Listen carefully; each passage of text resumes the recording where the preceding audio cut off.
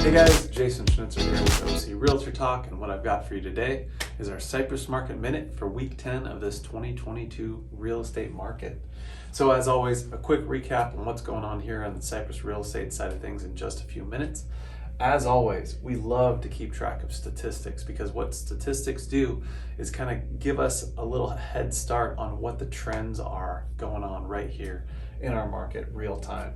So as you can see, we're in single digits and almost single digits with active inventory and then new houses coming on the market and pending sales. It's kind of interesting. Orange County as a whole, we are seeing an uptick in inventory. And if you guys have heard me talk about the real estate season and when's the best time to sell, buy, etc., from a sheer quantity standpoint, the most houses that come on the market and the most houses that are sold are typically in March, April, and May for any number of reasons. People wanting to get into school districts, be ready so that they can move during the summertime, etc., etc. So that's our inventory side of things. Interest rates. That's the other side of the story here. We have seen interest rates come up significantly since 2022 has begun. And you know, we've kind of found that sweet settling spot of just under 4%, which historically speaking is still a really, really good rate.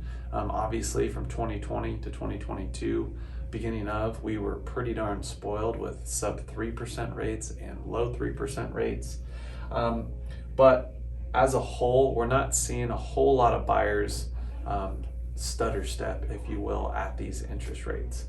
So it's been our philosophy that, you know, this market has been an affordability market. So I know house prices are as high as they've ever been, but they've also been more affordable than ever because of interest rates and all that cash out there. However, if interest rates were to go up, you know, another full percent, the higher interest rates go up, the more that kills affordability and the more it plays into economics 101, supply and demand. Right now, obviously, you can see we have a really low supply. So we're seeing multiple offers on properties. The buyers that are out there are really serious and they really want to lock in an interest rate before it goes up anymore. There is uncertainty with Ukraine and Russia, and we're still seeing how that's going to play into, you know, the Fed's talk of raising interest rates multiple more times this year. So stay in touch for that, or tuned in for that. But going back to supply and demand and affordability, if rates do go up, you know, that just means less buyers are going to qualify for those higher priced homes, and we will have to see some sort of settling down adjustment. You know, number one question we always get is, hey, is this market going to crash? Is this a bubble? And you know, when you look back to history, you know, we look back to our last recession, which was 2007, 2008, where we did see a big crash. The biggest difference with that market and this market is, number one, people are putting at least 20% down, sometimes significantly more. Two, you actually have to qualify for the loan. It's the good old show me what you got. So your tax returns, W-2s, bank statements, pay stubs, etc. Whereas in 2000, you know, from 2000 to 2006, stated financing, 0% down loans, interest-only loans with balloon payments and adjustable mortgages rates. So significant difference. So in 2007, when the market crashed, there was a large percentage of people that owed more on their house than it was worth. And their payment, they couldn't qualify for because they were stated financing and it was interest only, and that payment was about to go up with a balloon payment because of the adjustable rates, etc., with those terms. So they had no skin in the game with 0% down, so they just let their property go, and that happened to a lot of people.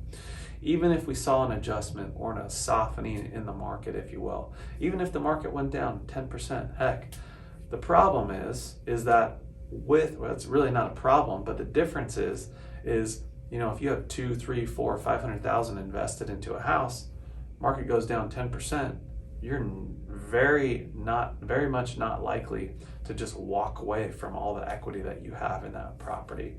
So with that being said, our kind of call it crystal ball has a bit rosier of a lens with regards to a market crash.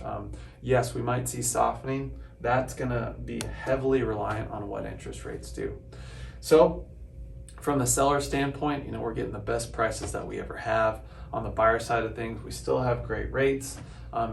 If you do own real estate, you're trading dollars for dollars. If you're selling low, or if you're selling high, you're buying high. And you know, right now is the time when we're meeting with a lot of sellers and buyers. Just, of course, with sellers, sometimes, you know, you're ready to go next week. Sometimes you're not thinking about it for another 6 months. Either way, we have a free consultation available to you. I've said it before, but if you've sold your house even in the last couple of years, 2-3 years, our market is completely different now.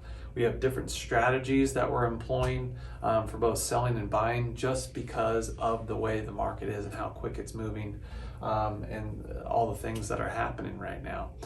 So we think it's really important to take advantage of that consultation and just get on the same page. That way we can answer all your questions and help maybe put a light on unknowns in that puzzle that you're working on with regards to what you're trying to accomplish with your real estate portfolio. So again, reach out to us, phone call, email, social media, or book a free consultation at GaryandJason.com. And again, thanks for watching. Catch you next week. Hey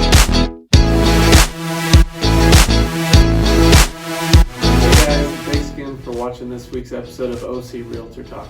If you gained any value from this video, we'd really appreciate it if you liked, subscribed, and followed us on all our social media platforms. Yeah, what Jason and I believe is really important for you, whether you're buying a house or selling a house, is understanding the process and knowing exactly what you're getting into. So if you ever have any questions, just follow the links below and we'll get you those answers.